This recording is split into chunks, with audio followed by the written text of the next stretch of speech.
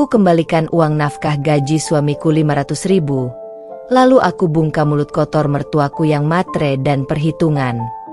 Akan aku buktikan dan akan aku balas mereka dengan caraku. Assalamualaikum warahmatullahi wabarakatuh. Selamat datang di LA Stories.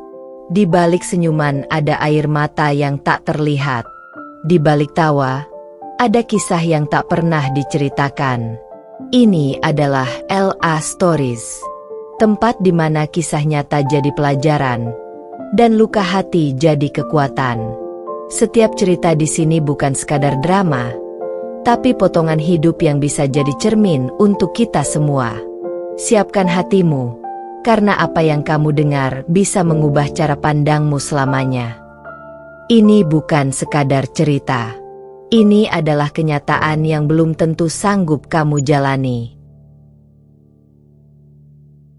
Selama 5 tahun menikah, Naila hidup dalam tekanan dari keluarga suaminya. Uang nafkah yang hanya 500.000 sebulan selalu dibanggakan oleh suaminya, Rehan, dan dihina-hinakan oleh mertuanya seolah itu pemberian raja. Mertua matre, penuh perhitungan, dan selalu mencaci Naila karena dianggap hanya menumpang hidup. Namun Naila diam bukan berarti lemah. Ia menyimpan luka dan rencana.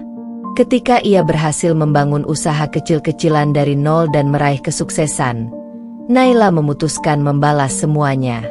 Nafkah 500.000 itu akan ia kembalikan, bahkan dengan bunga. Tapi bukan itu yang akan menyakitkan, melainkan saat Naila membungkam mulut mertuanya di depan umum, dan menunjukkan bahwa wanita yang dulu mereka hina, kini berdiri jauh lebih tinggi dari mereka. Cerita penuh emosi, perjuangan, harga diri, dan balas dendam elegan yang akan membuatmu gregetan dan terinspirasi. Like jika kamu pernah diremehkan tapi kini berhasil berdiri lebih kuat. Komen, aku ikut puas lihat balas dendam Naila. Kalau kamu greget sama mertuanya. Subscribe untuk cerita-cerita balas dendam dan inspirasi wanita hebat lainnya. Sebelum masuk ke ceritanya, jangan lupa absen dulu Bunda. Bunda semuanya dari daerah mana saja. Dan bagi yang sudah subscriber semoga rezekinya lancar. 500.000 rupiah. Uang itulah yang setiap bulan diberikan Rehan padaku. Dengan bangga, ia menyodorkannya ke tanganku, seolah itu nafkah yang besar, seolah ia telah menafkahiku seperti seorang raja menafkahi ratunya.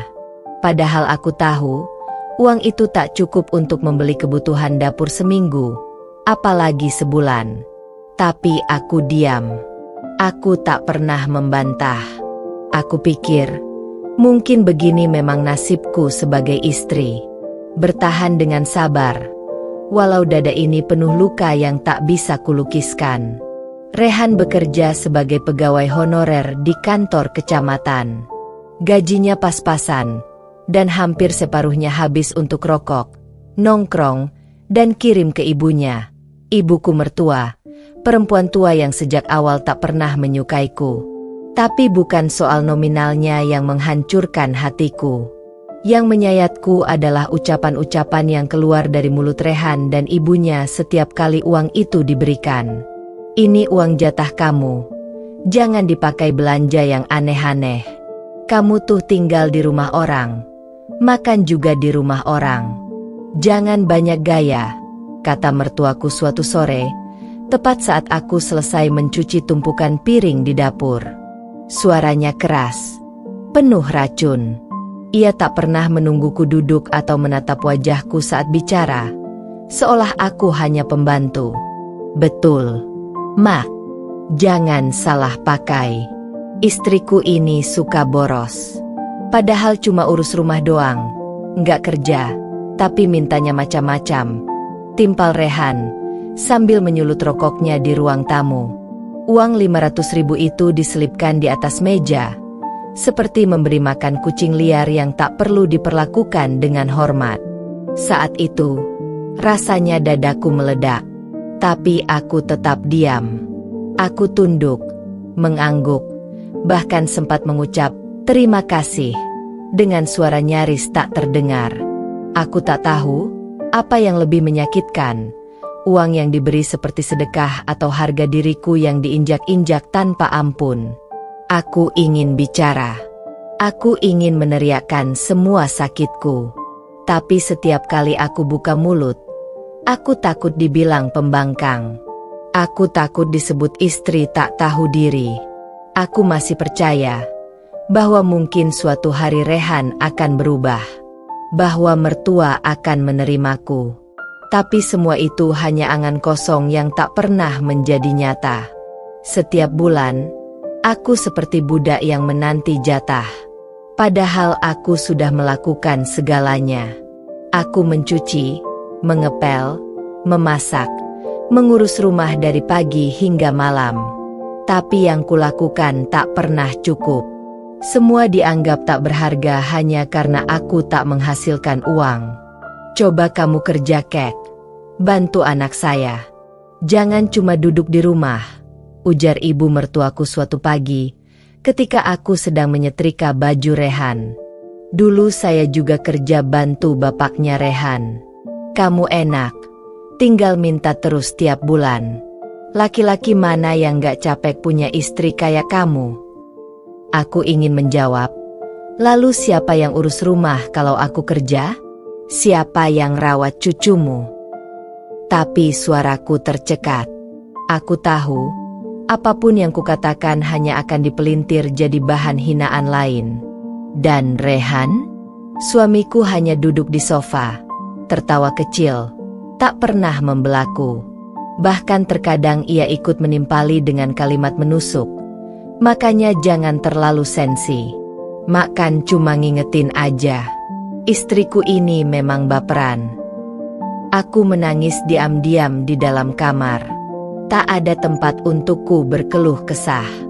Orang tuaku tinggal jauh di kampung, dan aku tak mau mereka tahu penderitaan anaknya. Aku masih simpan harapan bahwa mungkin semuanya akan berubah kalau aku cukup sabar. Tapi kenyataan berkata lain. Semakin aku bertahan, semakin mereka menginjakku. Aku bahkan ingat satu malam, saat listrik rumah padam dan aku lupa isi token karena uangnya ku belikan beras. Rehan marah besar. Mertuaku masuk kamar, menyalakan lilin, dan langsung menyemburiku. Kamu tuh nggak becus jadi istri. Listrik aja nggak bisa diatur. Coba kalau saya punya menantu yang pintar, pasti nggak kayak gini. Malam itu, aku menangis tanpa suara, di pojok dapur.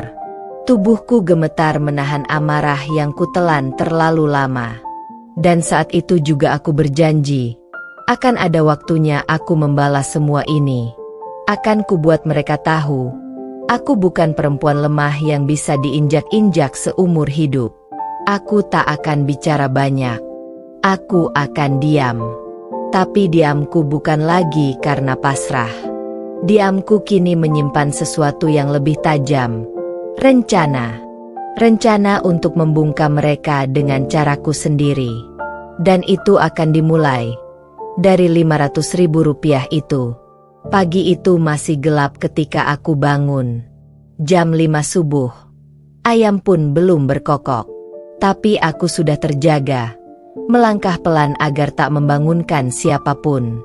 Segera aku ke dapur, menyalakan kompor, menanak nasi, memotong sayuran, memarut kelapa untuk urap, dan mengulek sambal yang aromanya menyesak hidung. Aku tahu kalau sarapan tak siap sebelum pukul 6, aku akan jadi bahan ocehan hari ini. Seperti biasa, aku bekerja dalam senyap. Tak ada yang berkata, terima kasih. Tak ada yang menanyakan lelahku. Tak ada yang peduli jemariku yang kasar karena deterjen. Tapi pagi itu, ketika aku meletakkan nasi dan lauk di meja makan, suara langkah kaki mertuaku langsung menggetarkan suasana. Ini doang makanannya? Sayurnya mana? Dagingnya nggak ada? Kamu masak buat ayam, apa buat manusia? Hah! Suara itu keras, pedas, menusuk hingga ke sumsum tulang. Aku hanya bisa menunduk. Belum sempat kubalas, Rehan datang sambil menguap lebar, duduk di kursi, dan menyambar nasi tanpa basa-basi. Kamu ini masak asal-asalan. Gimana saya mau semangat kerja kalau makanannya kayak orang puasa? Gerutunya sambil mengaduk nasi dengan kasar. Aku diam. Lagi-lagi diam. Karena setiap kali aku mencoba menjelaskan bahwa uang belanja hanya cukup untuk beli tempe dan sayur, jawabannya selalu sama. Makanya jangan boros. Istri lain bisa tuh belanja segitu. Kamu aja yang gak pinter ngatur. Padahal, aku belanja sambil menawar, menghitung, bahkan pernah mencatat harga cabai dan bawang dari satu warung ke warung lain demi hemat 1.000-2.000. Tapi apa gunanya semua pengorbanan itu jika setiap penghematan hanya dibalas makian? Hari itu, setelah sarapan, Rehan pergi tanpa pamit. Mertua hanya menggerutu soal listrik yang naik, air PDAM yang mahal, dan betapa repotnya hidup di zaman sekarang. Tapi anehnya, semua pengeluaran rumah selalu diarahkan padaku. Seolah aku yang bertanggung jawab, meski aku tak punya pemasukan. Listrik bulan ini 200.000, air 120, belum beli gas. Kamu pikir tinggal di rumah ini gratis? Naila, listrik naik bukan salah saya, Bu, jawabku pelan. Ya bukan salah kamu, tapi tanggung jawab kamu. Kamu numpang di rumah anak saya, kamu harus tahu diri. Bukannya saya juga yang urus rumah ini setiap hari, Bu. Gak ada artinya kalau kamu gak bisa bantu keuangan. Kamu tuh beban. Naila, beban. Kata itu, beban, masih terngiang di kepalaku. Dan parahnya, Rehan tak membelaku sedikit pun saat aku ceritakan kata-kata ibunya di malam hari. Ia malah menimpali, ya kamu juga jangan bikin mak naik darah. Udah tahu beliau gampang sensi. Aku terkekeh dalam hati. Sungguh ironis. Aku sudah seperti pembantu tanpa upah, seperti sapi perah emosi yang disalahkan untuk segalanya. Tapi justru aku yang dituntut menjaga perasaan mertua. Siapa yang peduli perasaanku? Rehan bukan suami yang kasar secara fisik, tapi kata-katanya lebih menyakitkan dari tamparan. Ia merasa sudah cukup hanya dengan memberi uang 500.000 per bulan, lalu ingin dipuja bak pahlawan. Sementara tanggung jawabnya sebagai suami, sebagai kepala rumah tangga, seolah dilemparkan padaku sepenuhnya. Ia tak pernah tahu aku menahan lapar, agar lauk cukup untuknya dan ibunya. Ia tak tahu aku menjahitkan baju-bajunya yang sobek dengan tangan sendiri, karena tak mampu bayar tukang jahit. Ia tak tahu aku menjual cincin kawin pemberian orang tuaku, agar bisa beli perlengkapan dapur saat gas habis di tengah malam. Mertuaku juga tak pernah tahu kalau aku sudah menabung 1.000 demi 1.000 dari sisa uang belanja, agar suatu hari bisa buka usaha kecil. Tapi andai mereka tahu pun, mereka pasti akan menuduhku mencuri uang rumah tangga. Karena di mata mereka, aku hanya si menantu miskin yang numpang hidup. Mertua selalu menuntut, tak pernah memberi. Ia bisa membelikan baju dan tas mahal untuk anak perempuannya. Tapi ketika aku butuh uang 100.000 untuk beli popok keponakan yang kutitip sementara, dia menggerutu seperti mau menjual rumahnya. Zaman sekarang tuh perempuan harus bisa nyari duit sendiri. Jangan harap anak saya kerja terus kamu ongkang-ongkang kaki di rumah, katanya suatu hari sambil menatap sinis. Aku hanya menunduk. Bukan karena setuju, tapi karena aku tahu, kalau aku membantah, Rehan pasti ikut menyerang. Betul tuh. Nay, kamu tuh harus PK. Sekarang bantu-bantulah kerja juga. Atau apa gitu. Biar mak nggak stres mikirin tagihan. Lucunya, tagihan rumah itu bukan aku yang buat. Tapi semua tetap diarahkan ke aku. Bahkan uang pulsa Rehan yang habis karena main game pun ditagihkan ke aku. Lucu, miris, dan menyakitkan. Sampai akhirnya hari itu datang. Hari ketika aku menerima transfer dari seorang teman lamaku, usaha kecil-kecilan menjual kue basah secara online mulai berbuah hasil. Dalam sekejap, hatiku bergelora. Bukan karena uangnya banyak, tapi karena itu uang dari jerih payahku sendiri. Uang yang tak perlu aku minta dengan kepala tertunduk. Uang yang tak diserahkan di atas meja seolah aku hewan peliharaan. Dan saat itu aku tahu, aku tak akan selamanya jadi perempuan yang hanya menerima. Akan datang hari di mana aku memberi, tapi bukan untuk membalas kebaikan, melainkan untuk membungkam kesombongan. Akan datang hari di mana uang 500.000 itu akan kukembalikan. Tapi bukan uang yang mereka ingat, melainkan luka yang akan kubayar dengan kemenangan. Dan saat hari itu tiba, mulut kotor itu akan bungkam. Malam itu dingin, sunyi, dan terlalu gelap untuk ukuran perumahan sederhana tempatku tinggal bersama Rehan dan ibu mertuaku. Tapi bukan karena malamnya gelap, melainkan karena hatiku yang kelam. Aku duduk di sudut kamar, tepat di atas lantai berubin kusam, menyandarkan punggung pada dinding yang mulai lembab. Lampu kamarku nyalakan redup, tak ingin terlalu terang. Aku tak ingin ada yang melihat mata sembabku atau wajahku yang lelah. Tak ingin ada yang tahu bahwa di balik diamku, ada luka yang setiap hari menganga lebih dalam. Hari itu, Rehan pulang membawa kabar yang semestinya menyenangkan. Katanya, kantor akan mencairkan insentif lembur bulan lalu. Tapi kalimat selanjutnya langsung menusuk jantungku. Uangnya langsung aku kasih ke Mak. Ya, kasihan beliau, akhir bulan ini harus bayar iuran arisan, katanya santai, sembari membuka bungkus makanan yang dibelinya untuk dirinya sendiri. Tidak ada untukku, seperti biasa. Aku hanya menjawab dengan senyum tipis. Iya, enggak apa-apa. Karena aku sudah terbiasa tak dianggap. Sudah terbiasa jadi pilihan terakhir, kalaupun dipilih. Sepanjang malam, aku mencoba mengingat kapan terakhir kali Rehan mengutamakan aku.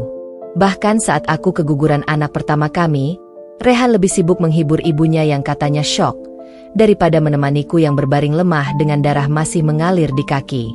Rehan tak pernah benar-benar ada. Cinta yang dulu ia janjikan sebelum menikah, hanya tinggal kenangan tipis yang kian hari kian pudar, terkikis perlahan oleh waktu dan kenyataan. Aku tak pernah mengeluh. Bahkan ketika ibu mertuaku menyuruhku mencuci gorden satu rumah sendirian, aku tetap melakukannya. Aku tak banyak bicara, meski jemariku melepuh karena deterjen. Aku tak mengeluh saat harus berjalan kaki ke pasar membawa 2 kantong belanja besar, karena uang tak cukup untuk naik ojek. Aku tak bersuara ketika bajuku robek saat membersihkan saluran air yang mampet karena sumbatan bekas cucian sepatu Rehan. Semua itu kulakukan dalam diam. Karena aku tahu, kalau aku mengeluh, akan muncul kalimat-kalimat yang membuat hatiku lebih sakit. Cuma kerjaan gitu aja capek? Dasar perempuan lemah. Atau, emang kenapa kalau sedikit sakit? Nggak usah manja. Nenek-nenek di kampung juga masih bisa nanam padi. Setiap kata, setiap ejekan, aku simpan. Bukan karena aku lemah, tapi karena aku tahu, suatu hari aku akan berdiri dan menunjukkannya kembali satu persatu. Dan saat itu tiba, aku ingin mereka merasakan pahit yang selama ini kupendam dalam diam. Kadang, aku bertanya dalam hati, apa aku tak pantas dicintai? Aku bukan perempuan sempurna, tapi aku setia. Aku bukan istri hebat, tapi aku berusaha.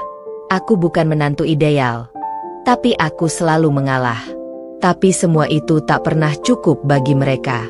Bahkan saat aku jatuh sakit karena kelelahan, tak ada satupun yang peduli. Ibu mertuaku hanya menoleh sepintas dan berkata, kalau sakit jangan banyak tidur. Masak dan beres-beres dulu, baru istirahat. Jangan manja. Rehan? Ia bahkan tak pernah menyentuh dahiku untuk memastikan aku demam atau tidak. Ia hanya berkata, jangan nyebarin virus ke aku. Aku menatap langit-langit kamar malam itu.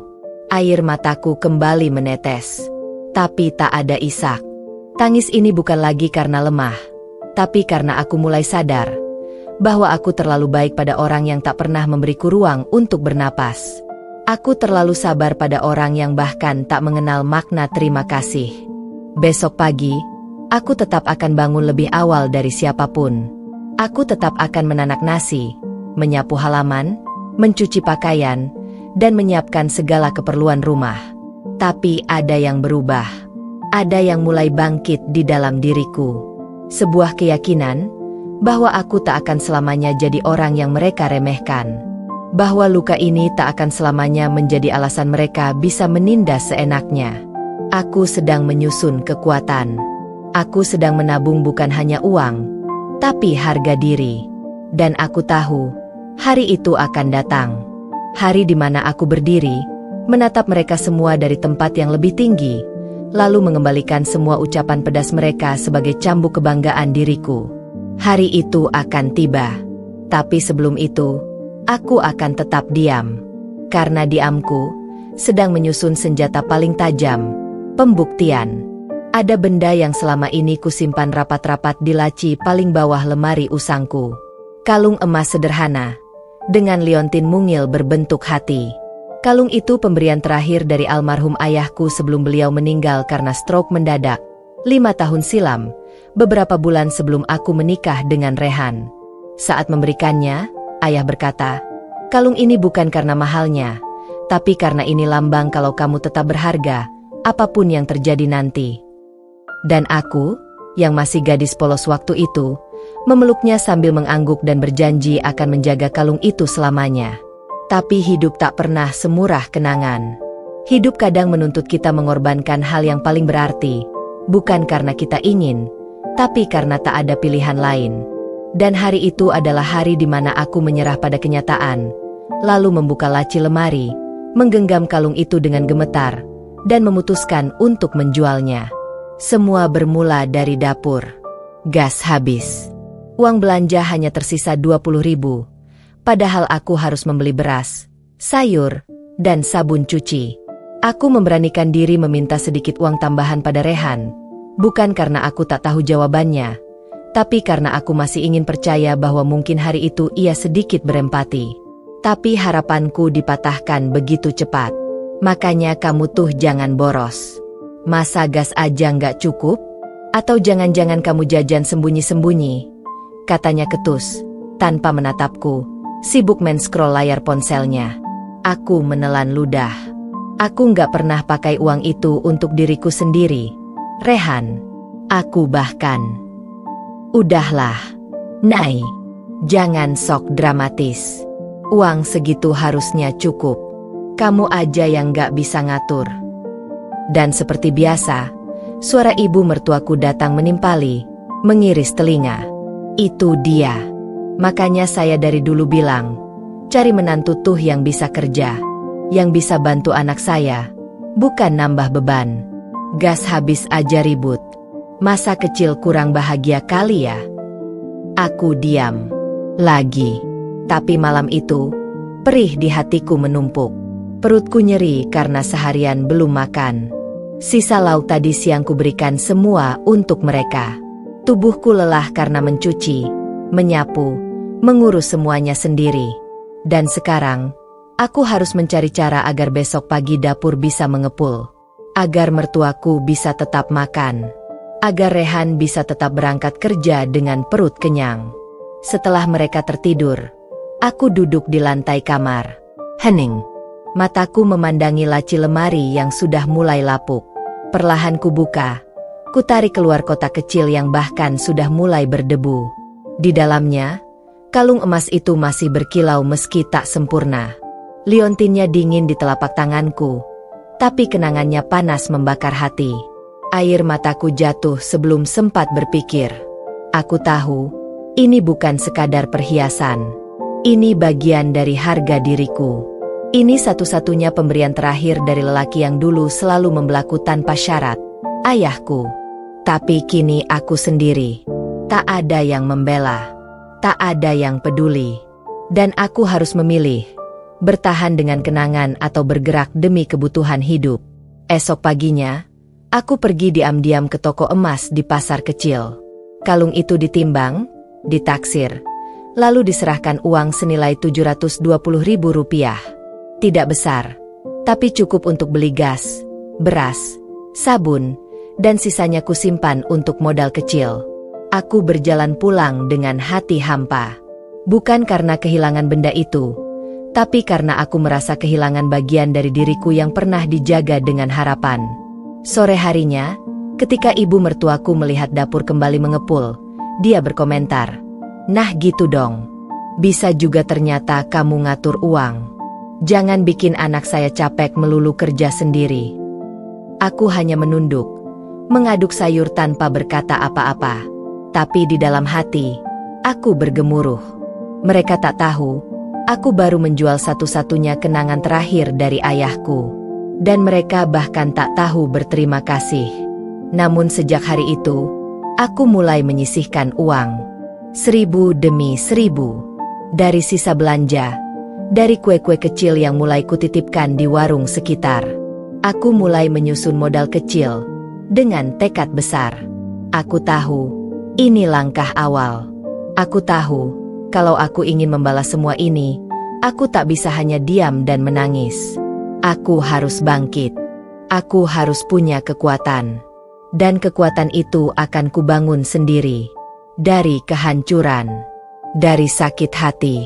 Dari harga diriku yang hampir mereka hancurkan sepenuhnya. Aku tahu ayahku tak akan marah. Ia mungkin menangis melihat aku menjual kalungnya. Tapi aku percaya, beliau akan lebih bangga saat tahu bahwa anak perempuannya berhasil bertahan. Bahkan saat seluruh dunia menganggapnya tak berharga. Kalung itu mungkin sudah hilang. Tapi kekuatannya kini berpindah ke dalam diriku.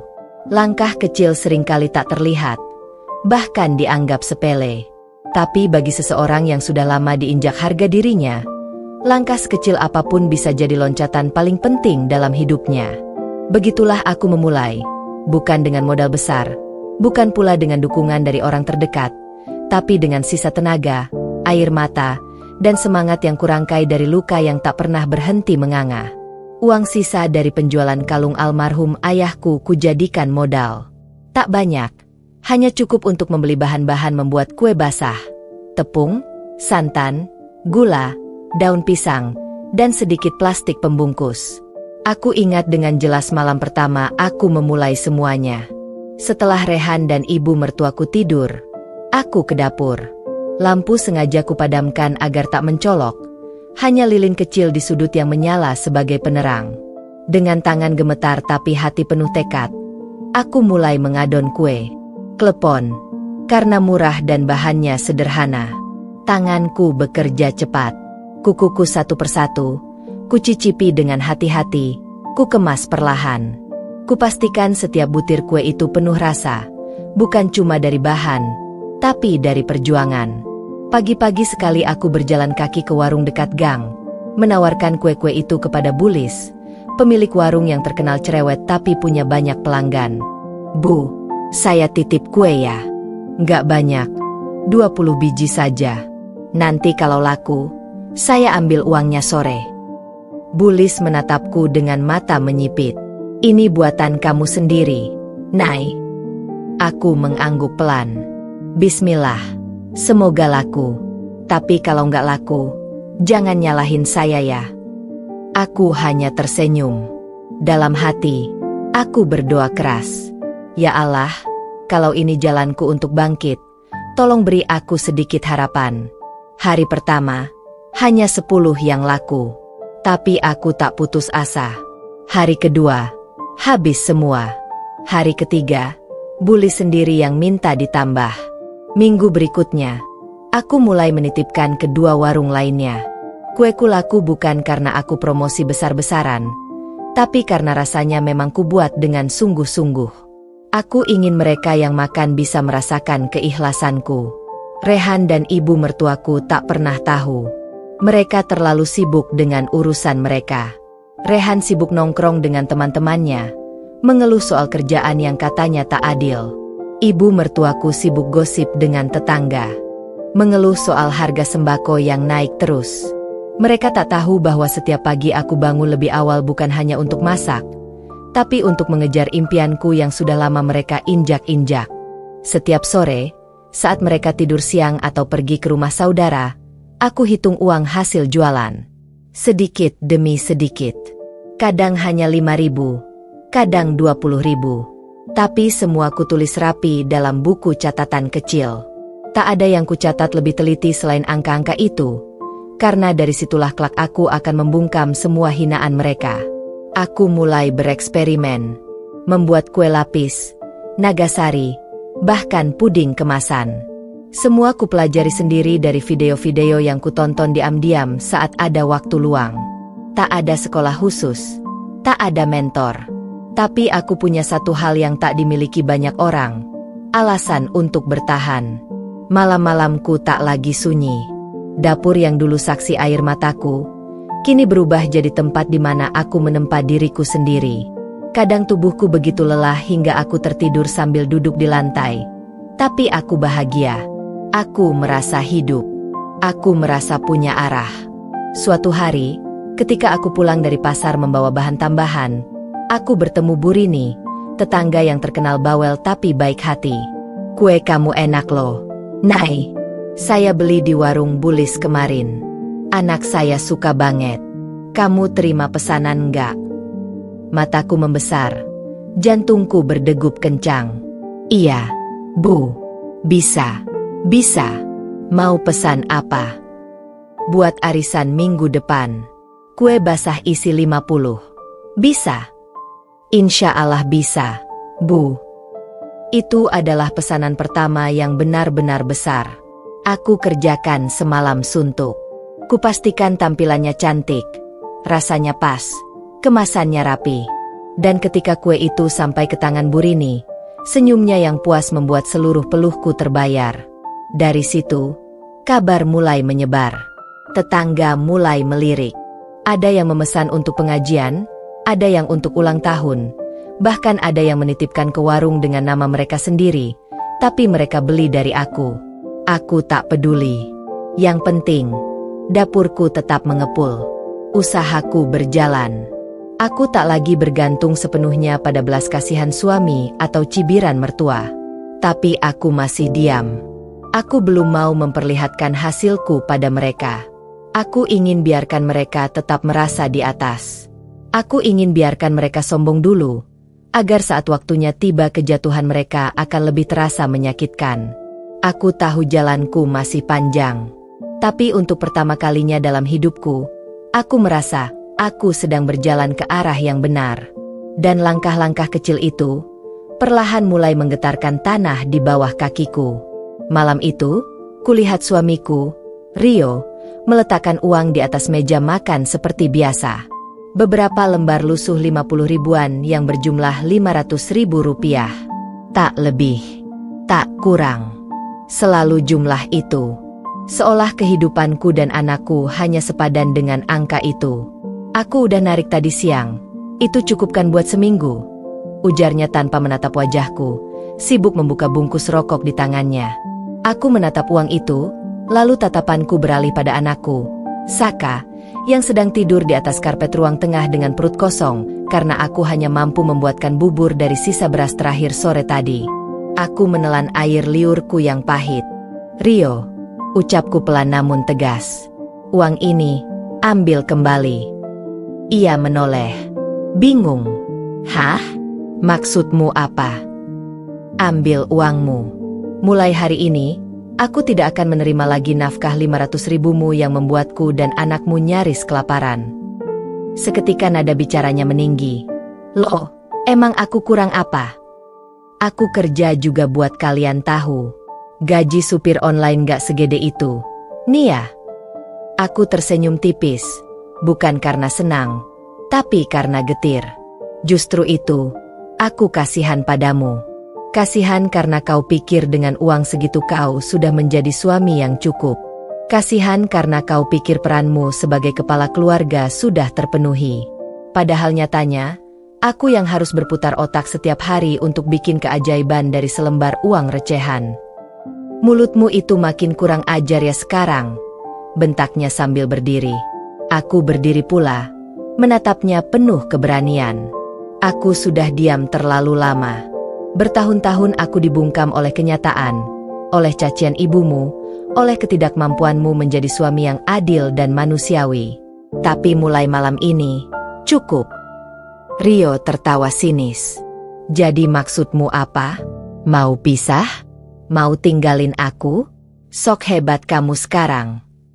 Aku mengambil amplop kecil dari dalam laci, lalu melemparkan ke arahnya. Ia membuka isinya, sejumlah uang pecahan 50.000 dan ratusan ribu. Totalnya 5 juta rupiah.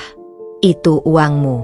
Aku kumpulkan dari sisa belanja, dari keringatku sendiri menjahit baju tetangga, dari hasil jualan kecil-kecilan online. Ku kembalikan semua uang nafkahmu yang selama ini kau beri padaku.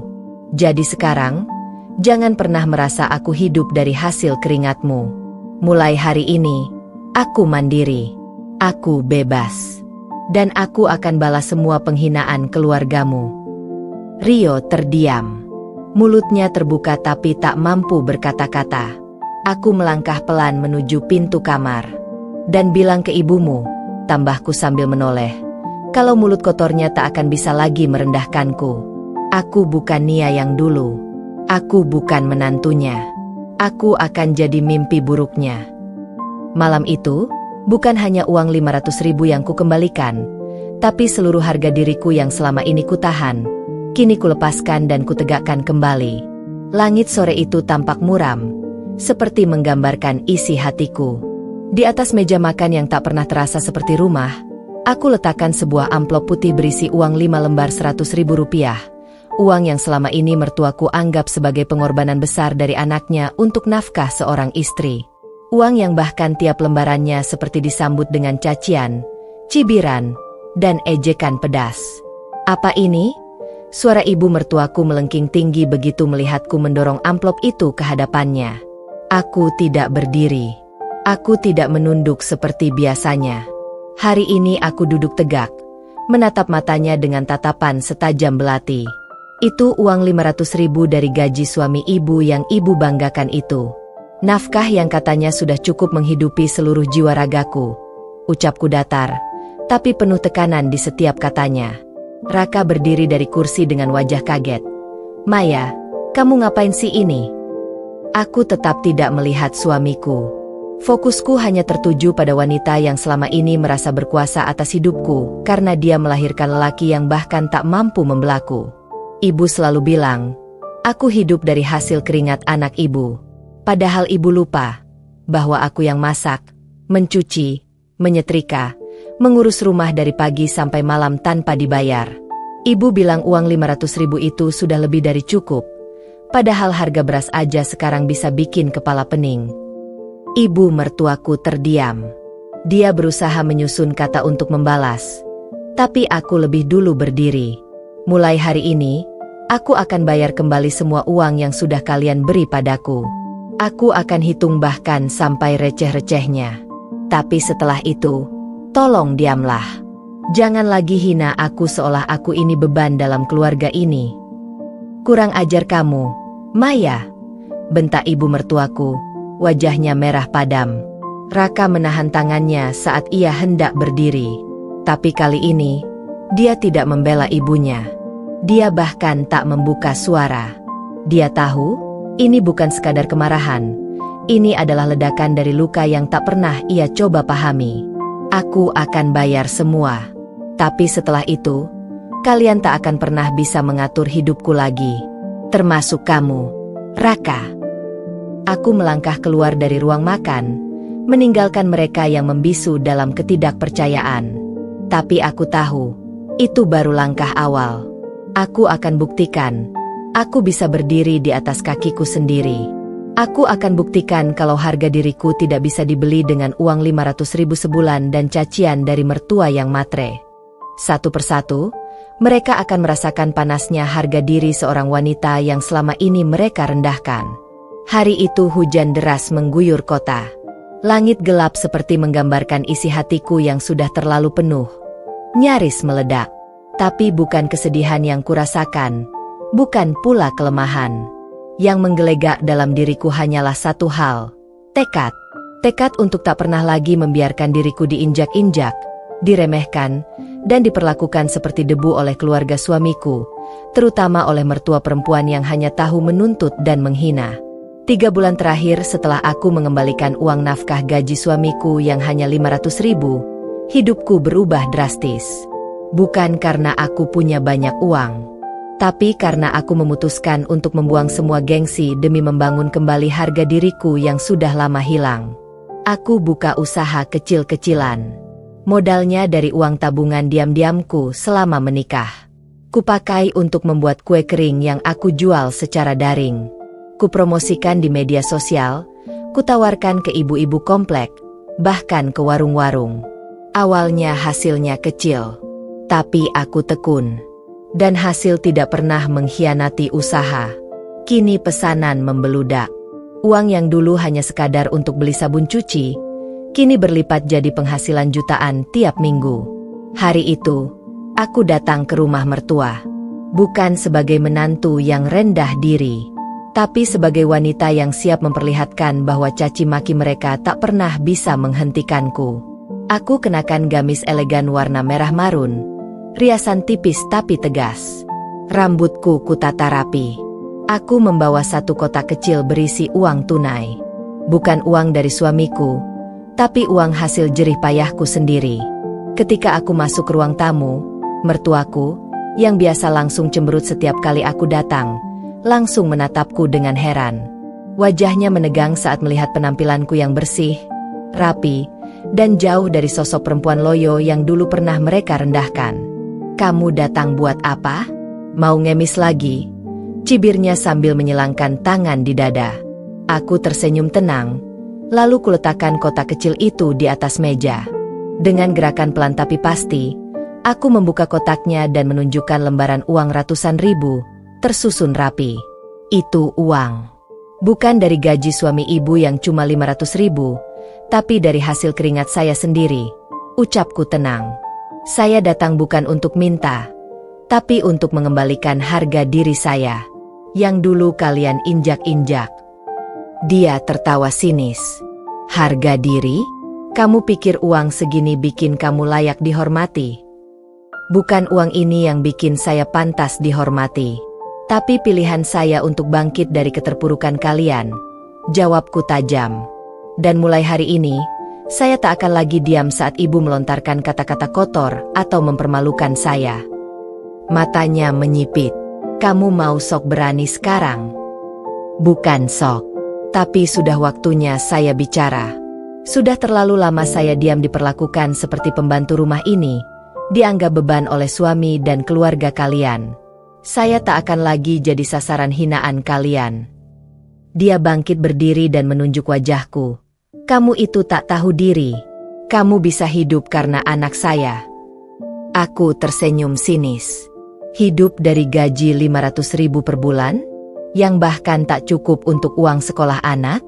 Kalau bukan karena saya bekerja diam-diam dan menutup malu kalian, keluarga ini sudah berantakan sejak lama. Dia menahan napas. Wajahnya memerah. Tapi untuk pertama kalinya, dia tak bisa membantah. Aku lanjutkan. "Ibu tak perlu khawatir. Saya akan segera keluar dari keluarga ini. Tapi sebelum itu, saya akan buktikan bahwa perempuan yang dulu kalian hina, ternyata bisa berdiri jauh lebih tinggi dari semua cacian kalian."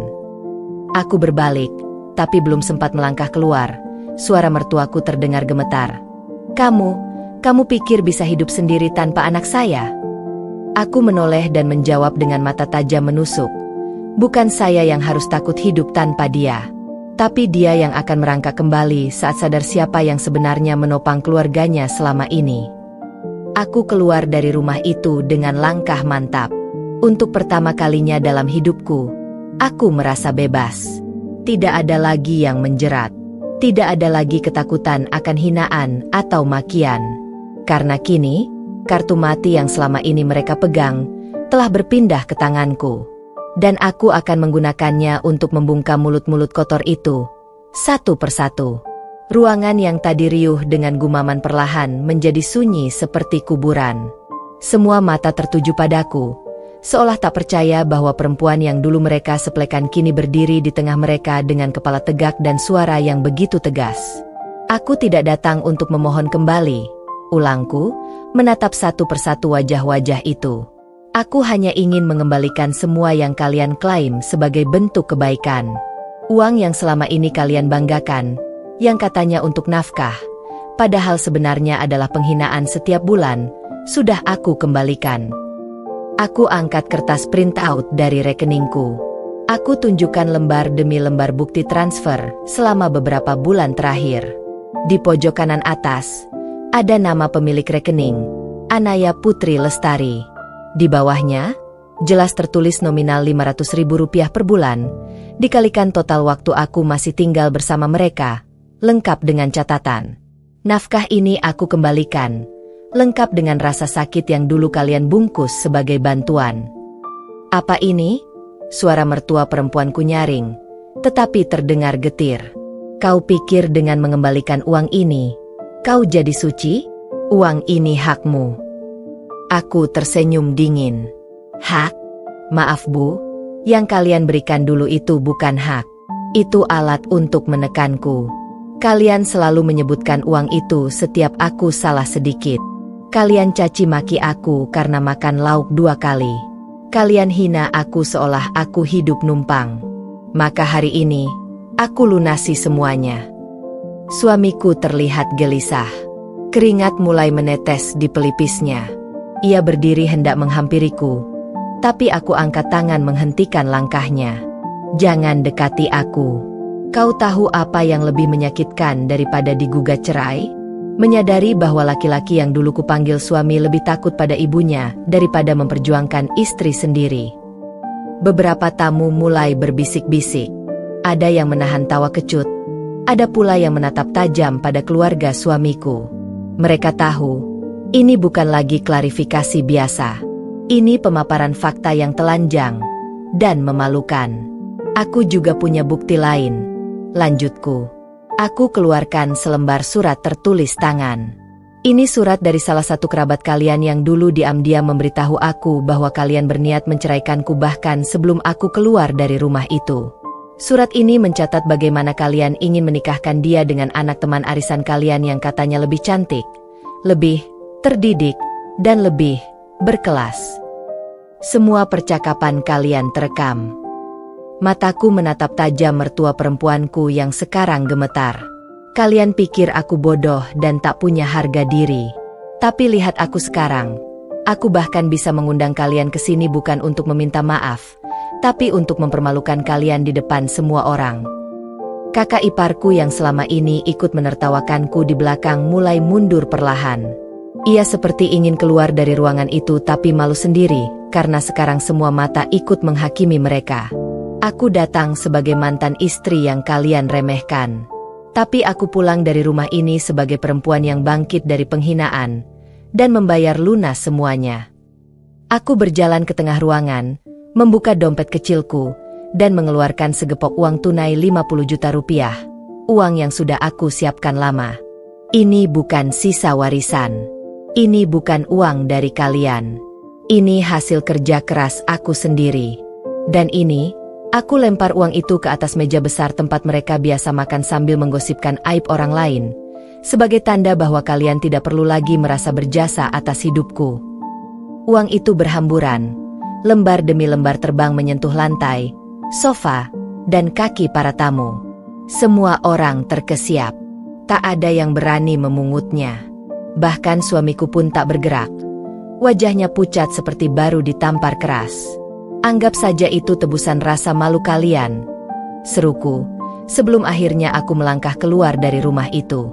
Langkahku pasti, tak ada lagi yang bisa membendung kepergianku.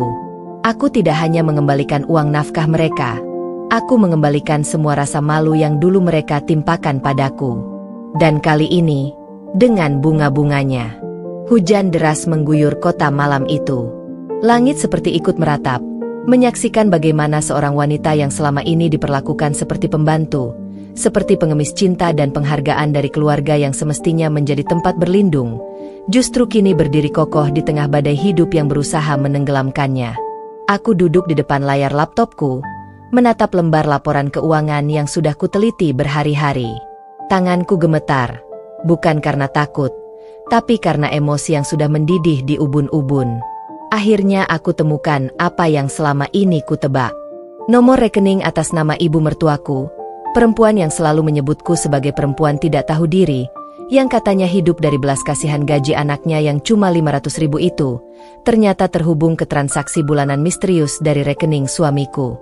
Bukan 500.000, tapi 5 juta rupiah setiap bulannya.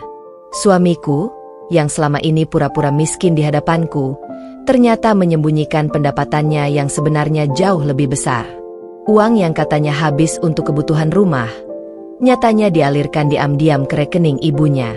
Sementara aku harus memutar otak dengan uang belanja tak seberapa untuk membeli beras, gas, susu anak, bahkan pembalut untuk diriku sendiri. Jadi ini yang kalian sembunyikan dariku, ya? Gumamku dengan suara bergetar. Aku segera menyimpan bukti-bukti itu ke dalam sebuah folder berlabel, balasan untuk keluarga Matre. Lengkap dengan tangkapan layar transaksi, bukti slip gaji suamiku, serta rekaman pembicaraan dari kantor tempat dia bekerja, hasil dari investigasiku yang diam-diam. Aku tidak akan membalas dengan air mata. Aku akan balas dengan cara yang lebih elegan.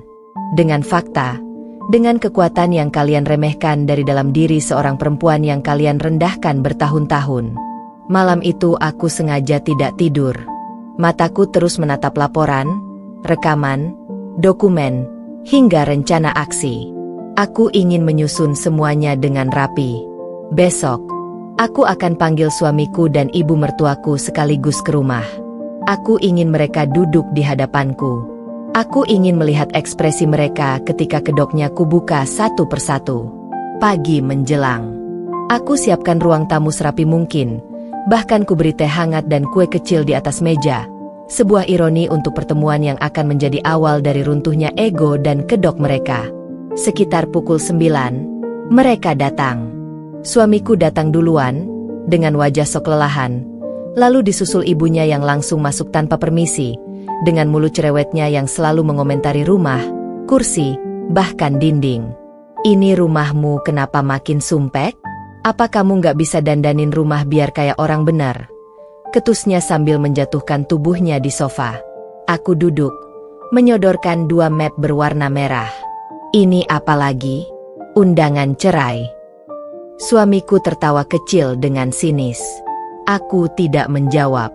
Aku hanya menatap mereka satu persatu. Tenang, tegas. Lalu kubuka laptopku dan kutampilkan layar yang terhubung ke layar TV besar di ruang tamu. Satu persatu bukti kutampilkan. Bukti transaksi bulanan ke rekening mertua.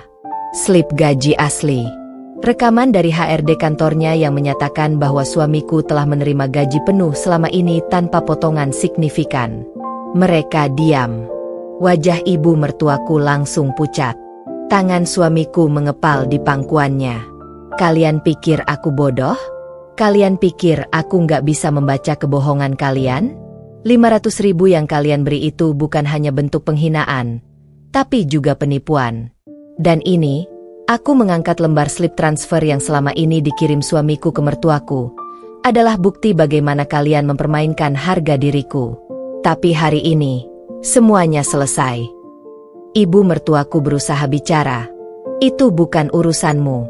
Itu uang anakku, hak dia untuk memberi ibunya. Aku menatapnya tajam. Tapi kalian menyembunyikan semuanya dariku. Kalian memperlakukanku seperti beban, padahal kalianlah parasitnya. Dan kalian akan merasakan akibatnya. Suamiku membanting map. Jadi kamu mau apa sekarang? Cerai. Aku berdiri, menatapnya tanpa gentar. Lebih dari itu, aku akan buktikan bahwa aku bisa berdiri tanpa kalian. Aku akan pergi. Tapi sebelum aku pergi, aku akan pastikan semua orang tahu siapa sebenarnya kalian. Aku berbalik, mengambil satu map terakhir, yang berisi laporan penggelapan uang yayasan tempat ibu mertuaku aktif sebagai bendahara. Ya, aku menemukan fakta bahwa sebagian dari uang donatur ternyata dipakai untuk belanja pribadinya. Aku tak akan membawanya ke polisi. Belum. Tapi aku akan mengirimkannya ke ketua yayasan. Dan pastikan semua tahu wajah aslinya. Mulai sekarang, aku tidak akan pernah tunduk lagi. Dan kalian akan melihat sendiri bagaimana hidup tanpa bisa lagi memperalat orang lain. Aku keluar dari rumah dengan langkah tegak. tanpa air mata, tanpa keraguan. Hari ini bukan akhir dari kisahku. Hari ini adalah awal dari kebangkitan seorang wanita yang dulu kalian injak-injak, tapi kini berdiri di atas puing-puing kebohongan kalian. Malam itu, hujan turun deras.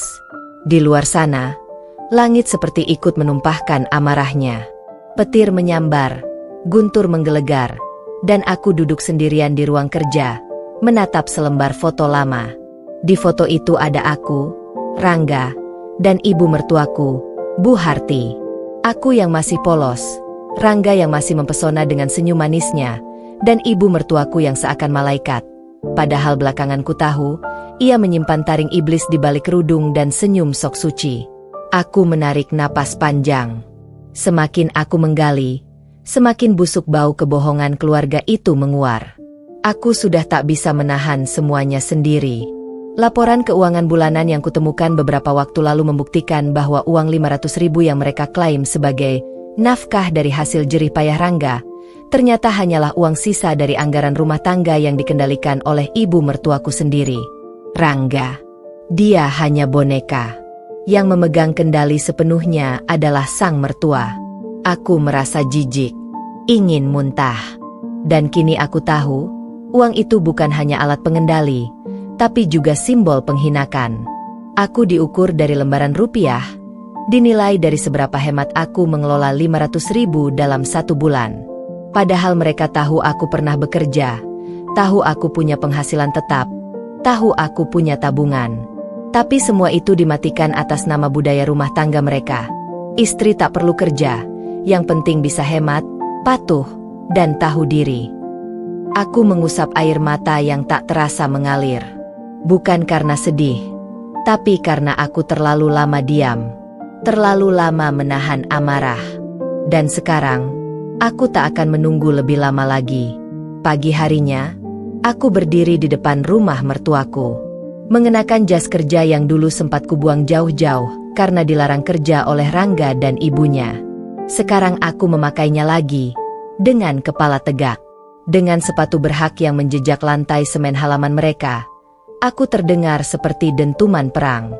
Ketika pintu dibuka oleh mertuaku, Bu Harti, dia langsung melotot, seolah tak percaya aku muncul kembali setelah keluar dari rumah 1 bulan lalu. "Masih ada urusan apa kamu kesini?" katanya ketus. Tangannya bersedekap, matanya menelanjangiku dari atas ke bawah. Aku mengeluarkan map biru dari tas kerja, lalu menaruhnya di atas meja tamu mereka. "Ini laporan keuangan yang kalian rahasiakan dari Rangga.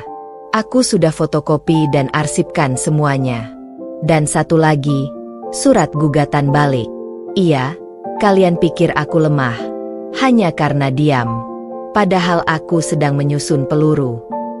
Wajah Bu Harti memucat. Tangannya gemetar saat membuka lembaran-lembaran itu. Di dalamnya ada bukti-bukti bahwa uang hasil kerja Rangga selama ini sebagian besar ditransfer ke rekening pribadinya, lalu dialihkan ke usaha adik iparku.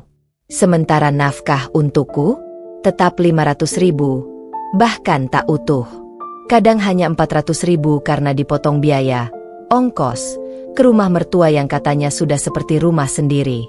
"Apa-apaan ini? Kamu nuduh-nuduh ya?" "Ini fitnah," serunya. Tapi suaranya goyah. Dia tahu dia tak punya celah. Aku tersenyum tipis. "Saya enggak nuduh. Saya bawa bukti. Bahkan saya sudah konsultasikan ini ke notaris dan pengacara. Kalau perlu, saya bawa ini ke media. Mau ibu dikenal sebagai mertua yang memiskinkan menantunya sendiri demi mengangkat nama keluarganya? Atau sebagai wanita yang memperalat anak kandungnya untuk menopang gaya hidup anak bungsunya yang pemalas itu?" Tiba-tiba dari arah dapur, Rangga keluar. Dia kaget melihatku. Tapi yang membuatku makin muak adalah reaksi refleksnya. Bukan menghampiriku, tapi langsung membela ibunya. "Kamu jangan macam-macam, Maya. Kamu pikir kami takut sama ancamanmu? Kami keluarga terhormat." Aku bangkit dari dudukku. Mataku tajam menatapnya. Keluarga terhormat? Keluarga yang menghitung selembar uang recehan untuk menjatuhkan harga diri seorang istri itu bukan keluarga, Rangga. Itu organisasi penindas. Rangga menggertakkan gigi. Tapi sebelum dia sempat membalas, aku menatapnya tajam dan mengeluarkan satu kotak kecil dari tasku. Isinya adalah kalung emas pemberian Bu Harti di hari pernikahan. Aku letakkan di atas meja bersama lembaran uang pecahan 100.000 sebanyak 5 lembar. Ini nafkahmu. Aku kembalikan. Kalian terlalu perhitungan untuk menganggapku sebagai istri, jadi tak usah repot memberi nafkah lagi. Mulai hari ini, aku hidup atas jerih payahku sendiri. Dan kalian, siap-siap menuai akibat dari keserakahan kalian. Seketika wajah Rangga berubah merah. Tapi tak satu pun kata keluar dari mulutnya. Sementara Bu Harti hanya bisa terduduk dengan tangan gemetar. Aku tahu, saat itu untuk pertama kalinya mereka merasa kalah. Aku melangkah pergi dengan dada penuh keberanian. Untuk pertama kalinya, aku tidak merasa menjadi perempuan lemah yang harus menengadahkan tangan demi selembar uang. Aku adalah Maya, dan Maya yang sekarang akan membungkam mulut siapapun yang meremehkan harga dirinya. Aku duduk di balik kaca besar ruang kerjaku yang baru. Dindingnya tinggi, modern, dan bersih. Diapit rak buku yang penuh dengan literatur bisnis, kontrak kerjasama, dan proposal kerjasama dengan investor asing. Di atas meja, selembar laporan keuangan dari salah satu perusahaan milik keluarga suamiku yang kini sudah kuambil alih, tergeletak menunggu tanda tanganku. Aku, Ratna, perempuan yang dulu dianggap tidak tahu diri, beban, dan benalu oleh mertua dan suamiku, kini menjadi pihak yang mereka benci bukan karena kelemahan, tapi karena kekuatan dan keberanianku membalikan semua hinaan jadi pembuktian.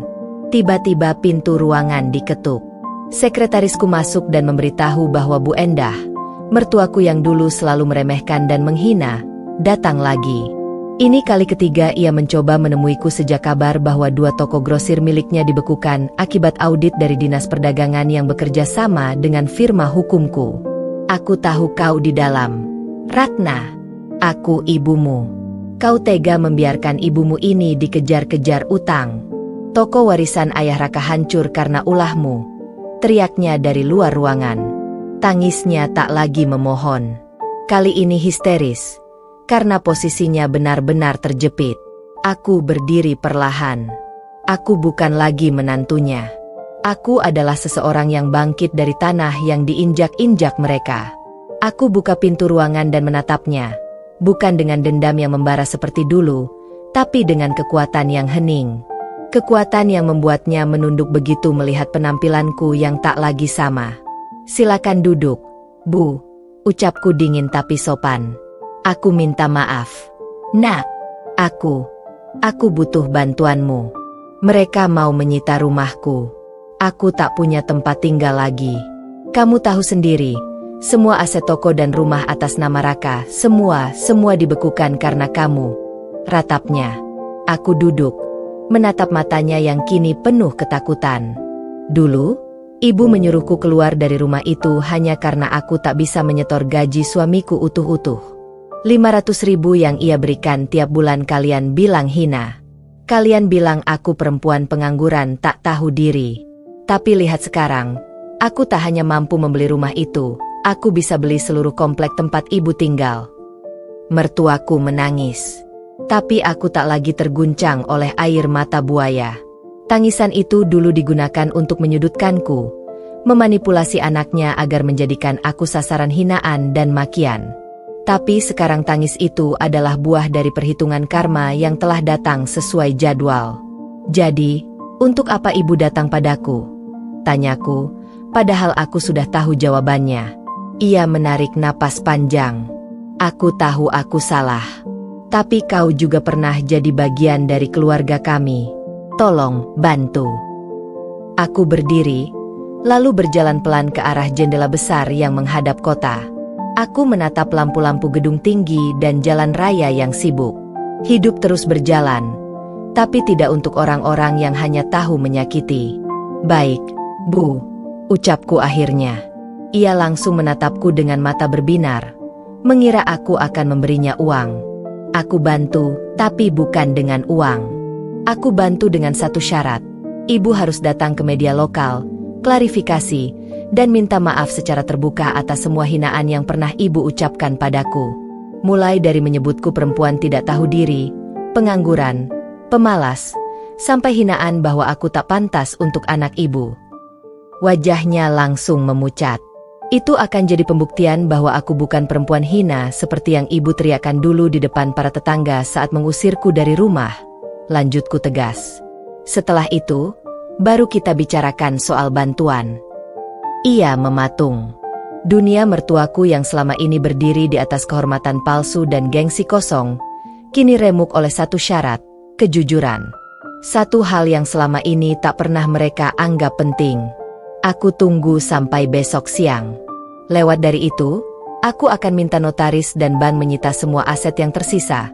Ujarku lalu meninggalkannya sendiri di ruangan yang senyap. Hari itu aku tahu, aku telah menggenggam kendali. Tak perlu lagi membalas dengan kemarahan. Ketenangan dan kekuasaan adalah bentuk balas dendam paling indah. Besok akan menjadi hari yang dinantikan publik. Hari di mana seorang ibu mertua yang sombong dan matre harus duduk di depan kamera, mengakui bahwa ia salah memperlakukan menantunya. Dan aku akan duduk di barisan paling depan, menyaksikan itu semua dengan senyum penuh kemenangan.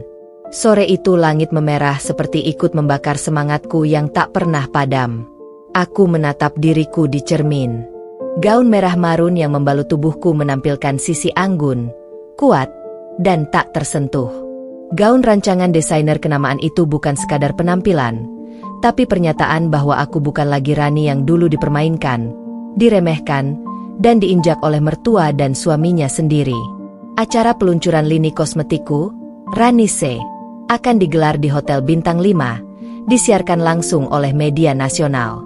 Aku bukan hanya tampil sebagai CEO, tapi juga sebagai simbol keberhasilan perempuan yang dibungkam tapi kembali bangkit lebih kuat.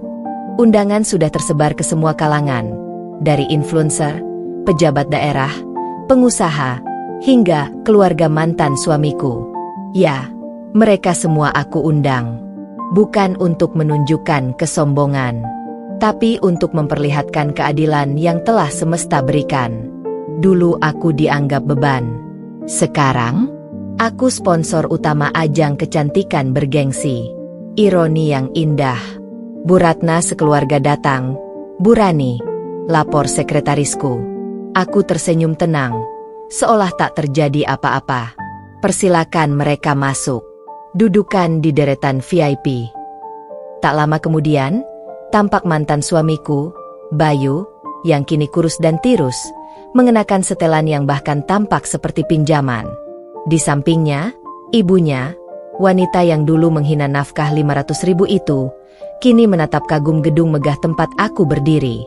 Selamat malam, ucapku datar saat menghampiri mereka. Senyumku tertahan di sudut bibir, profesional, tapi tak menyembunyikan kepuasan. Ini semua, kamu yang punya. Ibu Bayu tergagap. Semua, dari logo, saham, sampai ide brand. Dan ini baru awal. Aku sedang proses ekspansi ke Asia Tenggara. Jawabku tanpa menahan diri. Acara dibuka dengan kilatan kamera. Aku naik ke atas panggung. Semua mata tertuju padaku. Kamera media merekam setiap gerakanku. Dan di sanalah aku menyampaikan pidato peluncuran yang menjadi sejarah. Aku pernah dihina karena hanya membawa 500.000 ke rumah. Uang itu dianggap tidak cukup.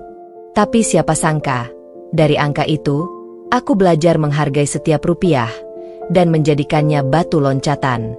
Aku berdiri di sini bukan karena belas kasihan siapapun, tapi karena aku menolak menyerah. Tepuk tangan menggema. Aku menatap ke arah tempat duduk VIP. Ibu Bayu terdiam mematung. Air matanya tampak menetes. Entah karena malu, menyesal, atau keduanya. Dan untuk semua wanita yang pernah dianggap rendah, yang pernah dibungkam, yang nafkahnya dihitung seperti membeli beras pasar murah, ini panggung kita. Bukan untuk balas dendam, tapi untuk mengukir sejarah. Setelah acara, aku menghampiri keluarga mantan suamiku yang terdiam. Di hadapan semua tamu, Aku serahkan amplop coklat yang rapi. "Apa ini?" tanya Bayu curiga. "Isi rincian setiap sen nafkah 500.000 yang dulu kalian anggap sampah, lengkap dengan struk dan pengembaliannya dalam bentuk cek. Nilainya sudah aku kali lipatkan, plus bunga moral. Aku tak berhutang apa-apa lagi. Kini aku bebas, dan kalian tak punya kuasa apa-apa terhadapku." Mulut ibu mertuaku terbuka lebar tapi tak ada suara keluar. Matanya terbelalak saat melihat angka dalam cek. Angka yang melebihi harga rumah kontrakan mereka sekarang. "Lain kali, jangan nilai perempuan dari isi dompetnya, tapi dari kekuatan hati dan otaknya," kataku pelan, lalu berlalu dengan anggun. Aku tak perlu lagi berteriak atau menghina balik, karena diamku hari ini jauh lebih lantang dari cercaan masa lalu mereka. Dan inilah permulaan dari babak kemenangan yang sebenarnya. Hari itu, langit tampak mendung namun tak mampu menyaingi mendung yang sedang kuhempaskan dari hati. Aku berdiri di depan gerbang rumah mewah milik mantan mertuaku. Rumah yang dulu hanya bisa kupandangi dari jauh sambil menahan tangis, karena setiap sudut rumah itu menjadi saksi ketidakadilan dan penghinaan yang kutelan bertahun-tahun. Tapi kini aku datang bukan sebagai menantu yang tertunduk malu, bukan sebagai istri yang hanya diberi nafkah 500.000 lalu diminta mencium tangan dan dianggap tak tahu diri. Aku datang sebagai seorang perempuan yang telah bangkit dan siap menagih harga diri yang pernah mereka injak-injak. Mobil mewahku berhenti tepat di depan pagar. Sopirku turun dengan sigap, membuka pintu untukku. Aku melangkah keluar dengan gaun blazer putih elegan, heels hitam pekat yang mengetuk lantai paving rumah itu dengan bunyi yang pasti akan terus terngiang di kepala mereka. Tanganku menggenggam dokumen penting dalam map kulit hitam. Aku tidak datang membawa amarah. Aku datang membawa bukti. Bukti bahwa apa yang dulu mereka remehkan kini menjadi senjata untuk menampar wajah angkuh mereka. "Assalamualaikum," ucapku tenang namun penuh tekanan. Suara ketukanku di pintu membuat jendela rumah terbuka, menampakkan wajah kaget mertuaku yang dulu kerap mencibir bajuku yang lusuh dan menyindir masakan seadaku. Matanya membelalak saat melihat aku berdiri dengan postur percaya diri, riasan tipis, dan tatapan mata yang tak lagi bisa mereka rendahkan.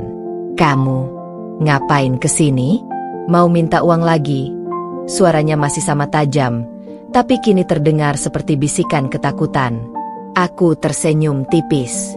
"Bukan. Aku justru mau kembalikan semua harga yang pernah kalian kira terlalu mahal untukku. Termasuk setiap lembar 500.000 yang kalian hebohkan seolah aku menghabiskan kekayaan negara." Aku sodorkan map itu padanya. "Ini fotokopi rekening tabungan yang telah kubuat sejak aku keluar dari rumah ini. Jumlahnya sudah cukup untuk membiayai hidup kalian selama 5 tahun tanpa harus mengemis pada siapapun. Tapi bukan itu yang penting. Yang penting adalah, aku ingin kalian tahu bahwa aku tidak pernah butuh kalian. Kalianlah yang seharusnya malu karena telah membuang seseorang yang justru punya harga lebih dari semua emas di lemari kalian." Tiba-tiba suamiku yang dulu muncul dari dalam rumah. Wajahnya pucat. Mungkin karena berita tentang bisnisku yang berkembang pesat sudah tersebar di koran lokal, dan ia sadar bahwa perempuan yang dulu hanya menghidangkan tempe goreng kini telah memiliki 7 cabang usaha dan dikenal di media sebagai pemilik startup wanita tersukses tahun ini. "Alia, kamu nggak perlu." Aku menoleh padanya, menatapnya tanpa dendam, hanya penuh kemenangan. "Sudah telat untuk minta maaf, Bima. Aku bukan Alia yang dulu. Kamu boleh tetap tinggal di sini, di bawah bayang-bayang ibumu, tapi ketahuilah, aku sudah tinggal jauh di atas kalian. Tak perlu balas dendam dengan cara kotor. Aku hanya perlu satu hal, membuktikan bahwa semua caci maki kalian adalah doa terbaik untuk kebangkitanku." Mertua yang dulu menganggapku hanya penghalang kebahagiaan anaknya kini hanya bisa berdiri lemas. Tidak ada lagi sindiran. Tidak ada lagi cemoohan. Hanya tatapan malu dan ketakutan. Aku tak perlu berteriak atau memaki seperti mereka dulu menyiksaku secara emosional. Cukup satu langkahku hari ini. Mereka tahu, aku menang. Ketika aku kembali melangkah ke dalam mobil, kulirik sekali lagi rumah itu. Aku tak lagi memiliki kenangan buruk di dalamnya, hanya pelajaran. Pelajaran bahwa menjadi perempuan kuat bukan berarti membalas dengan amarah, tapi membuktikan dengan pencapaian. Aku tutup pintu mobil dan meminta sopir melaju pergi, meninggalkan debu ketertinggalan mereka yang masih berdiri di masa lalu, sementara aku telah melesat ke masa depan. Dan untuk setiap 500.000 yang dulu kalian hitung dengan hinaan, aku pastikan hari ini kalian akan mengingatnya sebagai awal dari kekalahan terbesar kalian. Siang itu panas menyengat, tapi hatiku tenang, sejuk, bahkan tersenyum lebar di balik kemudi mobil mewahku yang mengilap.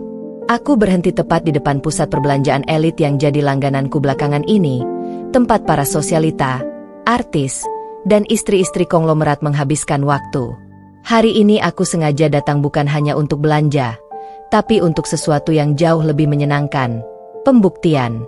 Aku sudah mendapat kabar dari karyawan butik tempat aku biasa belanja bahwa mertuaku, Nyonya Rina, datang ke sana pagi ini.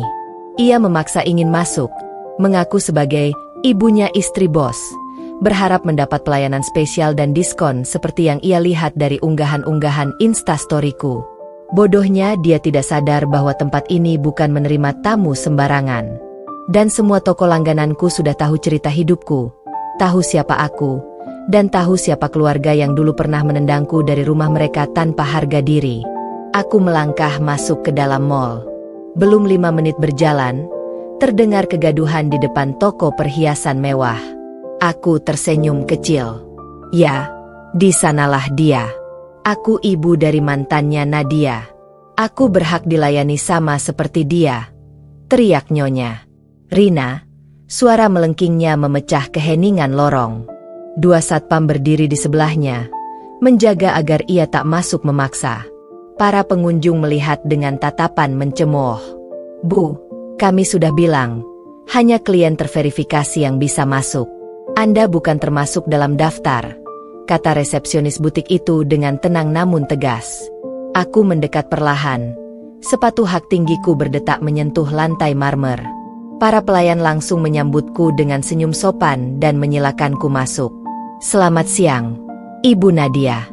Sudah kami siapkan koleksi terbaru yang Anda pesan khusus dari Milan. Mertuaku menoleh. Wajahnya memucat. Matanya membelalak ketika melihatku. Tangannya gemetar, dan suaranya berubah melemah. Nadia. Aku tidak langsung menanggapinya. Aku melirik manajer butik dan berbisik pelan.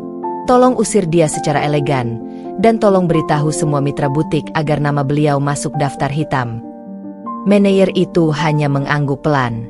Aku cuma mau lihat-lihat. Aku kan ibu dari. Mertuaku mulai berkilah. Suaranya getir. Dari siapa, Bu? Aku akhirnya menatapnya lurus. Dari anak yang dulu memperlakukan istrinya seperti pembantu? Atau dari keluarga yang memberi uang nafkah 500.000 dan menganggapnya sebagai beban? Wajahnya semakin pucat. Suasana semakin ramai.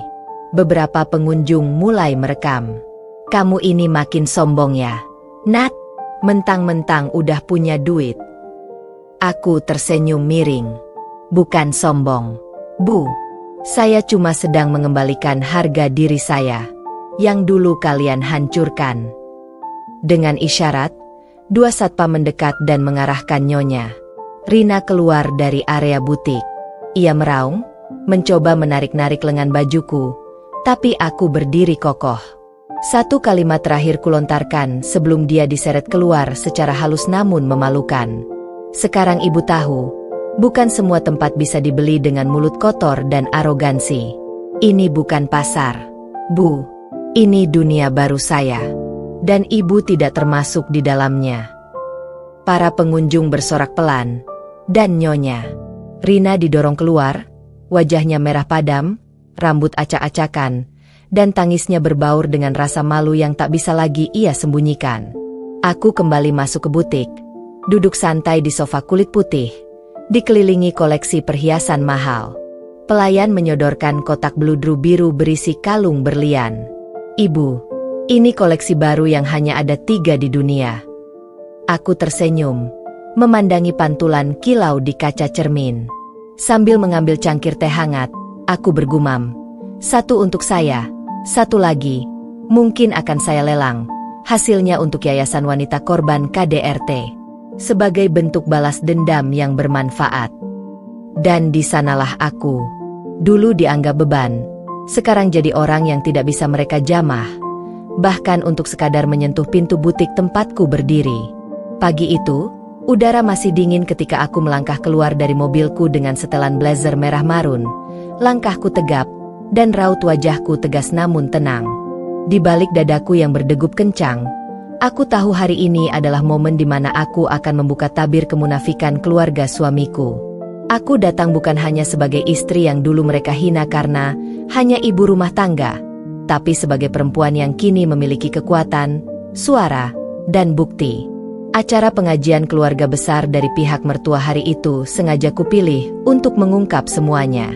Hadir hampir seluruh kerabat, saudara jauh, tetangga, dan kolega bisnis keluarga mertuaku. Tentu saja, sang mertua, wanita berwajah tajam dan lidah setajam silet itu, duduk anggun di kursi tamu VIP, dengan riasan menor dan cincin emas menyala di setiap jemarinya. Itu si Arini? Masih berani datang ke sini setelah kamu balikin uang suamimu yang cuma 500.000 itu? Gila ya, berani banget. Mau nunjukin apa lagi sekarang? Bisik salah satu sepupu iparku sambil mendesis pelan. Tapi aku hanya menatapnya datar dan terus melangkah. Sampai akhirnya aku berdiri di tengah ruangan. Semua mata memandang. Suara pembicaraan mendadak senyap. Aku angkat mikrofon dan berkata, "Saya mohon maaf sebelumnya. Tapi hari ini saya ingin menyampaikan sesuatu, bukan untuk mempermalukan siapapun, melainkan untuk mengungkap kebenaran yang selama ini diputarbalikkan." Mertuaku langsung mengangkat alis. "Ini maksudnya apa? Arini? Kamu datang-datang langsung nyela acara orang. Sopan dikit napa?" Aku mengangguk. "Tenang, Bu. Biar saya mulai dengan sesuatu yang jelas." Aku mengeluarkan map dokumen, menyebarkan di meja. Laporan bank, kwitansi pembelian rumah atas namaku, bukti transfer bulanan dari rekening pribadiku ke rekening suami, yang nominalnya berkali-kali lipat dari gaji suamiku yang selama ini dielu-elukan ibunya. "Apa ini?" tanya adik iparku. "Bukti bahwa selama ini saya yang menopang ekonomi keluarga. Gaji 500.000 yang saya kembalikan itu cuma sebagian kecil dari total uang yang pernah saya berikan kepada suami saya, dengan rela. Tapi saya dihina, dikata nggak tahu diri, dikata perempuan tak tahu bersyukur, karena mengembalikan uang itu. Sekarang saya tanya, siapa sebenarnya yang nggak tahu diri?" Wajah mertuaku memerah. "Kamu kok bisa punya uang sebanyak itu?" "Karena saya punya usaha sendiri. Saya membangun bisnis online fashion dari nol. Tapi kalian nggak pernah tanya. Kalian hanya sibuk menuntut, menghina, dan memaksa saya terus jadi pelayan di rumah ini." Jawabku mantap. Ruangan hening. Beberapa tamu mulai berbisik, mencibir, tapi bukan ke arahku, ke arah keluarga suamiku. Dan hari ini, saya mau bilang satu hal lagi. Saya bukan istri yang layak diinjak. Saya bukan menantu yang bisa kalian hina sesuka hati. Mulai hari ini, saya berdiri bukan untuk dipermalukan, tapi untuk melindungi martabat saya dan anak-anak saya. Kalau ibu, aku menatap mertuaku tajam, masih merasa berhak menentukan hidup saya, maka saya akan pastikan bahwa ibu tahu, saya bukan perempuan yang sama seperti dulu. Ipar-ipar tampak gelisah. Suamiku hanya tertunduk, tak kuasa bicara. Mungkin untuk pertama kalinya, ia menyadari siapa aku sebenarnya. Mertuaku menggertakkan gigi. "Kamu sengaja mau permalukan aku di depan orang?" "Bukan. Saya hanya mengembalikan semuanya. Termasuk harga diri saya yang pernah kalian injak. Kalau ibu merasa malu, mungkin itu karena kebenaran terlalu menyakitkan." Tepuk tangan pelan dari salah satu kerabat mengejutkanku. Lalu diikuti beberapa lainnya. Satu persatu mulai menyuarakan kekaguman mereka. Bahkan tante suamiku berdiri dan berkata, "Sudah saatnya perempuan seperti kamu didengar. Kamu luar biasa, Arini." Mertuaku seperti ditampar keras oleh kenyataan. Wajahnya pucat, lidahnya keluh. Tak ada kata-kata sarkasme atau caci maki yang keluar dari mulut kotornya hari itu. Dia hanya bisa duduk terpaku, tak percaya bahwa menantu yang dulu ia anggap rendah kini berdiri sebagai sosok yang tak tergoyahkan. Dan aku tahu, ini baru permulaan. Langit sore tampak labu, seakan mengerti badai yang baru saja kulepaskan ke dunia yang pernah membenamkanku dalam lumpur penghinaan. Di depan meja panjang ruangan utama rumah mewah yang dulu mereka banggakan, rumah milik suami baruku yang kini telah resmi menjadi milikku juga, duduklah seseorang yang tak pernah kuduga akan kembali menemuiku. Mertuaku. Wanita yang dulu mulutnya lebih tajam dari pisau, yang dengan lantang menghitung-hitung nasi yang kumakan, listrik yang kupakai, hingga tisu toilet di kamar mandi. Kini dia duduk dengan wajah memucat, tubuh gemetar, dan mata sembab. Jauh dari sosok garang dan congkak yang dulu tak pernah segan menampar harga diriku di depan umum. Alia, aku minta maaf. Suaranya serak, lirih, dan nyaris tak terdengar. Aku menatapnya tanpa ekspresi. Tubuhku tegak, bahuku tak lagi merunduk seperti dulu saat dia memarahi dan menghina penghasilanku, menuduhku menyusahkan anaknya hanya karena uang nafkah Rp500.000 yang mereka berikan seolah mereka lemparkan seperti memberi sisa makanan untuk pengemis. Maaf? Aku mendesis pelan. Maaf karena mulutmu yang dulu bilang aku perempuan tak tahu diri? Karena kau bilang aku hanya beban keluarga? Karena kau menuding aku tak pantas dapat nafkah lebih dari uang rokok anakmu? Dia menangis. Tapi aku tak goyah. Air mata bukan lagi senjata untukku. Terlalu lama aku dihujani hujan caci dan badai hinaan dari keluarga suamiku dulu. Aku berdiri dari dudukku, mengambil sebuah amplop besar dan meletakkannya di hadapan mertuaku. Tangannya gemetar saat menyentuhnya. Dia membuka dan mendapati lembaran-lembaran uang ratusan ribu yang sudah kucetak dalam bentuk cek. Bukan 500.000 seperti dulu, tapi 500 juta. Ini uang yang dulu kalian hitung-hitung sampai ke sendok dan piring. Uang gaji suamimu dulu yang kalian bilang paling besar. Tapi ternyata tak seberapa dibanding milikku sekarang. Aku kembalikan semuanya. Uang yang dulu kalian gunakan sebagai senjata untuk merendahkanku, aku bawa kembali padamu. Tapi kali ini bukan karena aku butuh maaf atau pengakuan. Ini hanya tamparan terakhir. Untuk kau ingat bahwa orang yang dulu kalian anggap sampah, kini berdiri jauh di atas kalian. Mertua menunduk, terseduh, tapi aku melangkah pergi. Pintu rumahku tutup pelan. Tapi mantap, tak ada dendam yang kutanam, hanya pelajaran yang kuberikan. Aku bukan lagi Alia yang bisa dihinakan karena tak bekerja, karena diam di rumah, karena menunggu nafkah. Aku kini wanita yang berdiri di atas kaki sendiri, dan telah membuktikan, harga diri tak bisa dibayar dengan 500.000. Dan yang paling penting, aku telah membungkam mulut paling kotor dengan kesuksesan yang tak bisa dibantah. Sore itu, langit mendung menggelayut seolah menjadi pertanda datangnya badai. Tapi bukan badai alam yang akan melanda, melainkan badai kebenaran yang akan mengguncang keluarga mertuaku yang selama ini begitu pongah. Di tangan kiriku, sebuah undangan acara launching brand fashion milikku yang pertama resmi dicetak dengan desain mewah, penuh kesan prestisius. Dan di bagian tamu undangan VIP, tertera nama-nama yang akan membuat siapapun tercengang. Ya, aku mengundang mereka semua. Suamiku yang dulu hanya memberikan nafkah 500.000 dengan rasa angkuh, mertuaku yang tak pernah lelah menghitung nasi yang aku makan, ipar-iparku yang gemar menyindir dan menertawakan perjuanganku. Tapi kali ini mereka tidak akan datang sebagai keluarga. Mereka datang sebagai tamu, yang harus tunduk dalam malu. Aku sengaja mengatur venue acara di ballroom Hotel Bintang 5 yang dulunya pernah jadi lokasi resepsi pernikahanku. Ironis memang. Dulu aku datang sebagai pengantin yang penuh harapan. Hari ini aku akan datang sebagai wanita yang menghancurkan semua anggapan remeh mereka terhadapku. Semua media sudah siap, Bu Aurel, ucap asistanku, Livia. Aku hanya mengangguk ringan, lalu memeriksa kembali riasanku yang tampak flawless. Gaun rancangan sendiri berwarna merah marun melekat sempurna di tubuhku. Aura kepercayaan diri terpancar dari setiap langkahku menuju pintu utama ballroom. Dan disinilah semuanya dimulai.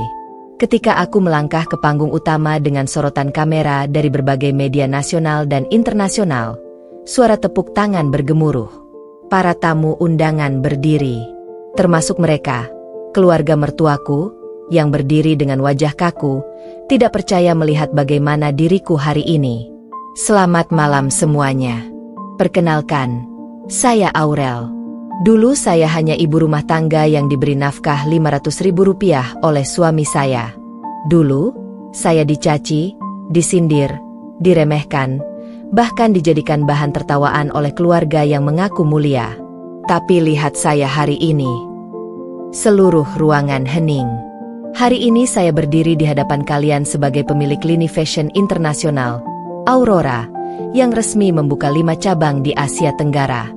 Hari ini saya kembalikan bukan hanya 500.000 itu, tapi saya kembalikan harga diriku yang pernah mereka injak-injak, dengan kemenangan yang tidak bisa kalian sangkal. Wajah suamiku yang kini menjadi mantan, tampak memucat. Dia berusaha menyembunyikan emosinya tapi tidak berhasil. Ibunya, mertuaku yang dulu sering menghitung isi toples di rumah, menggertakkan giginya sambil memeluk tas palsunya erat-erat. Dunia mereka runtuh perlahan. Bukan karena aku menghina, tapi karena aku membuktikan bahwa diam-diam aku bangkit dengan kekuatan yang tidak mereka duga. Setelah acara selesai, beberapa media berebut mewawancara. Dan saat aku berdiri di tengah kilatan lampu kamera, aku menyelipkan kata yang sengaja kutujukan untuk mertuaku dan seluruh mulut-mulut busuk itu. Untuk mereka yang pernah meremehkan perempuan karena dianggap tak menghasilkan uang, ingatlah, uang bisa dicari, tapi harga diri seorang perempuan tak ternilai. Jangan pernah ukur seorang istri dari nominal gaji yang kau beri, karena suatu hari nanti, dia mungkin bisa membeli hidupmu, dengan harga yang bahkan kamu sendiri tak sanggup menebusnya. Ruangan kembali hening. Wajah-wajah angkuh berubah menjadi malu. Dan pesta kekalahan mereka pun dimulai malam ini.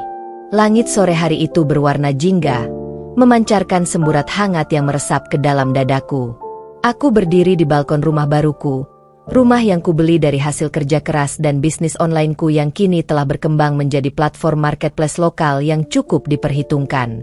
Di tanganku, tergenggam surat putusan sidang cerai final yang akhirnya mengakhiri hubunganku dengan pria yang dulu dengan congkaknya memberiku uang 500.000 sebagai nafkah, seolah harga diriku bisa dibeli dengan receh.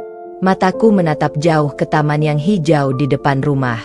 Di sana, aku melihat anakku tertawa bahagia, dikelilingi cinta dan ketenangan yang dulu tak pernah ia rasakan saat kami masih tinggal bersama keluarga mantan suamiku. Tak ada lagi teriakan, cibiran, atau ejekan dari mertua matre yang selalu menghitung setiap rupiah seolah hidupnya digerakkan oleh angka dan kekikiran. Aku tersenyum, mengingat detik-detik terakhir saat aku berdiri di ruang sidang, menatap mantan suamiku dan mertuaku yang tertunduk, tanpa bisa berkata-kata. Aku buka lembaran catatan rekening mereka. Aku buka semua bukti penggelapan dan manipulasi uang hasil kerja sama bisnis keluarga yang dulu pernah mereka paksa aku ikut tanda tangan, dan aku serahkan semuanya ke kuasa hukum. Aku bukan hanya keluar dari rumah mereka, aku keluar sebagai pemenang. Dan lebih dari itu, aku telah membungkam mulut mereka dengan kesuksesan dan keberanianku. Mertua yang dulu berkata, kalau kamu mau hidup enak, jangan banyak gaya, cukup tahu diri, kamu cuma numpang makan di rumah ini. Kini tak lagi berani menatapku saat aku membacakan pernyataan resmi penarikan seluruh modal yang pernah kuinvestasikan ke bisnis keluarga mereka. Seketika, usahanya runtuh karena semua investor lain ikut mundur saat tahu aku sudah keluar. Nama baik mereka hancur, kredibilitas mereka di mata rekan bisnis hancur total. Karma memang datang tanpa diberitahu jadwal. Suamiku, pria itu hanya menunduk. Dengan wajah penuh penyesalan dan suara gemetar saat terakhir kali dia berkata, "Tia, aku salah." Aku menatapnya dengan tenang. Kamu tak pernah memberi cinta, hanya beban. Dan aku tidak punya waktu untuk menyelamatkan orang yang bahkan tak pernah berusaha menyelamatkan harga diriku. Hari itu, aku pulang bukan sebagai wanita yang disia-siakan. Aku pulang sebagai perempuan yang tahu harga dirinya, yang tahu bahwa diam bukan pilihan ketika martabat diinjak. Kini hidupku berjalan indah. Aku tidak punya banyak, tapi cukup. Dan yang paling penting, aku tidak lagi hidup dalam ketakutan akan dikatai tidak tahu diri, tidak bersyukur, atau boros. Aku tahu siapa diriku, dan aku tahu apa yang pantas kudapatkan. Aku menutup mata sejenak, membiarkan angin senja menyapu wajahku. Di dalam hatiku, aku tahu, luka ini sudah sembuh. Tidak mudah, tidak cepat, tapi aku sembuh bukan karena waktu. Aku sembuh karena aku memilih untuk bangkit, karena aku memilih untuk tidak tinggal diam. Dan hari ini, untuk terakhir kalinya aku bisikan ke langit, terima kasih, Tuhan. Aku tak pernah butuh mereka lagi, karena aku sudah cukup, karena aku sudah menang, dengan harga diriku yang masih utuh. Tamat.